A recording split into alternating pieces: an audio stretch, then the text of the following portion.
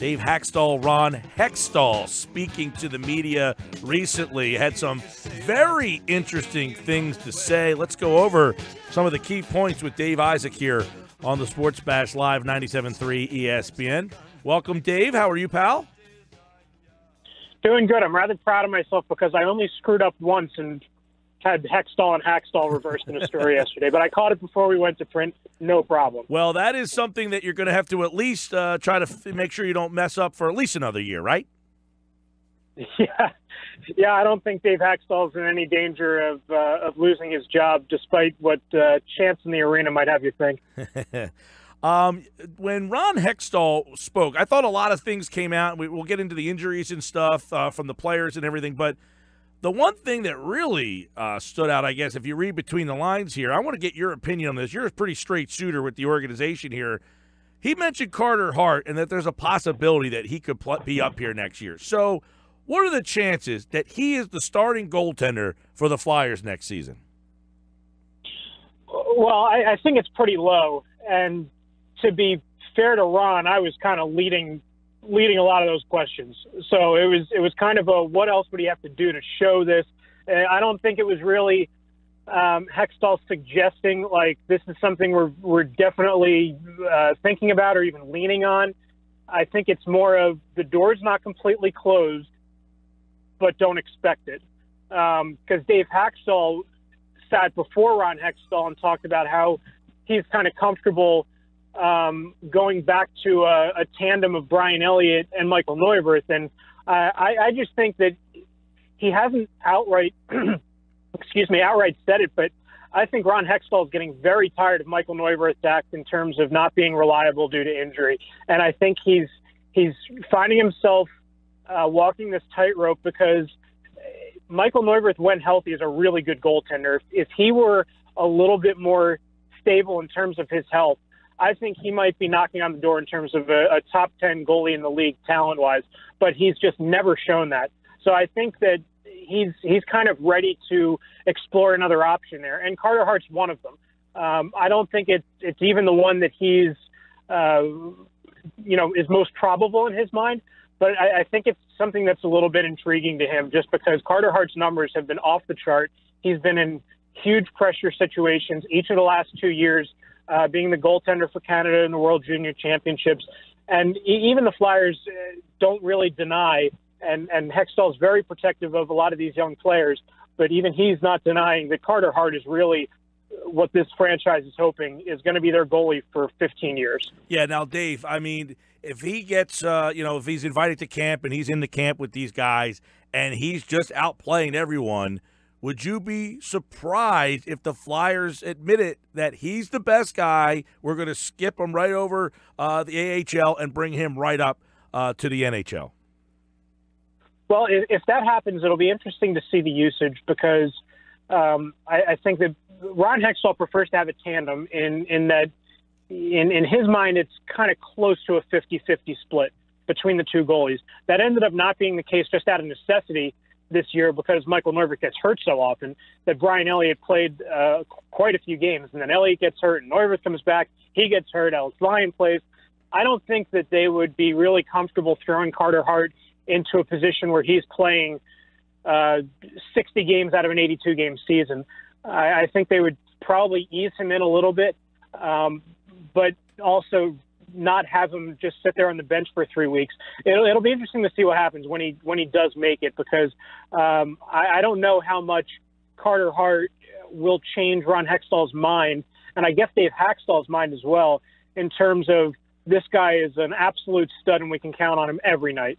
That'll be interesting to see. Yeah, I mean, so you tweeted out that Hextall not closing the door, but were you surprised that he even left a crack with that one? I figured if that question was asked to him, he'd give you the Flyers answer the Ron Hextall Flyers answer of patience. He's never even played, in the AHL. Easy. I was pretty surprised that he even gave a crack that it's a possibility. Well, people have been asking me all year about Carter Hart, and I've been saying this all the way through because I've asked Ron Hextall this in a one-on-one setting throughout the year. And I said, would you close the door specific to Carter Hart and bypassing the AHL? And he said, no, I wouldn't. And I said, well, then what do you have to see? Because training camp isn't a very large sample size. And he said, no, it's not. So I think that part of what Carter Hart's doing right now is part of his audition. And he's going pretty deep now in the WHL playoffs. And I think that a big part of what his resume will be coming into the fall is what he did in World Juniors. And he obviously did very well there and won a gold medal for Canada. So I guess I wasn't shocked that he said he wouldn't fully close the door just because Carter Hart is something special. But I don't know that that means that it's likely. He'll give him a fair shot is basically what we goaded him into saying yesterday. Dave, what's that rule, though, about you can see him for the first 9 games and still send him down? Could you explain that? I remember there's a deal where you can get a look at a guy and still send him down without any penalty or repercussions. Well, that's specific to guys who are still in junior hockey. So that would have been the case with Nolan Patrick. But Carter Hart has gone through the gamut of his junior career. So he's going to turn pro next year. It'll either be with the Flyers or the Phantoms. So the 9-game thing doesn't really matter. That would be more, if you're looking at next year, potentially they do something like that with Morgan Frost. But I think he's got a little ways to go in terms of making the NHL. Just because of his frame, he's got to put on a lot of muscle there. But the reason is that there's a rule between the Canadian Hockey League and the NHL, because a lot of those cities, there are small towns that really rely on that hockey team for a large part of their economy. And if they lose their best players, then nobody's showing up to watch that team. So that's why that rule's in place there, but that won't apply to Carter Hart. Okay, I appreciate the clarification. So if we talk then a little bit about Carter Hart, then do you think it's outrageous to consider a guy with no AHL experience to come into the show and play right away? I mean, he is 20, or he will be 20 by next season. Yeah, I'm a big Carter Hart guy, but I don't think even I would do it. I think it's a little bit too soon. It would certainly be something exciting to write about, but I just think that's a really big risk. And what Ron Hextall is scared about is, okay, let's say he makes the team, has a shutout in his first game, and then really struggles the next 3 weeks and goes back to the Phantoms. How does he react? And everything that I've heard about Carter Hart and from speaking with him over the last couple of years, it sounds like he would be able to handle that, but that's not really a risk you want to take. So it'll be interesting to see what the Flyers do in terms of who is on their roster in September when they start training camp, because right now I don't think Michael Neuwirth will be. Brian Elliott certainly will be. And it'll be interesting to see what else happens there, because he kind of admitted yesterday there's a numbers game here between Alex Lyon and Anthony Stolarz. Both may not be back. They're both restricted free agents. And that's the tandem that the Flyers wanted to see with the Phantoms. But Stolarz had surgery to repair a torn meniscus in his knee, missed pretty much the whole thing. And that never really came to fruition. So I think that maybe what Ron Hextall does with goaltenders in the offseason leading up to camp might lend a little bit to it, because if you re-sign Lyon and Stolarz, then maybe there is a little bit more of a likelihood that they try Carter Hart out at the NHL level, just because there's a little bit of musical chairs there. So 2 more quick questions for Dave Isaac with the Flyers beat writer about the end of the season. Wayne Simmons is the first topic I want to get into. Pelvic tear, fractured ankle, pulled groin, busted mouth, another busted mouth, a torn ligament in the thumb, and you wrote about it. If he had all this problem and the pelvic tear that early, why let him continue to play? Yeah, that was the first question I asked Ron Hextall yesterday, is how do you let this guy go through a whole season like this? And what he said was the nature of those injuries, they were such that they weren't going to be much worse or any worse by playing on it. And specific to that tear, and he'll have surgery early next week to repair that. He called it a midline pelvic tear. Pelvis is a bone, so you can't tear that. We think it's a ligament that connects the 2 pelvis bones. But he said that there wasn't a whole lot. It was a pain tolerance thing more than anything. And Hextall said either you have the surgery and you're weak all season, or you don't have the surgery and you're still weak all season. So they kind of left that up to Simmons because they thought that it was a pain tolerance thing. Now, as more injuries mounted, I'm still surprised that they keep going out there every night, but it'll be interesting to see what happens there, because this is now a contract year for Wayne Simmons. And if he's got to come back from a big-time surgery and it's anything like Claude Giroux's, who had an abdominal surgery and wasn't himself until March, then what does that mean for Wayne Simmons going forward? He could sign an extension with the Flyers.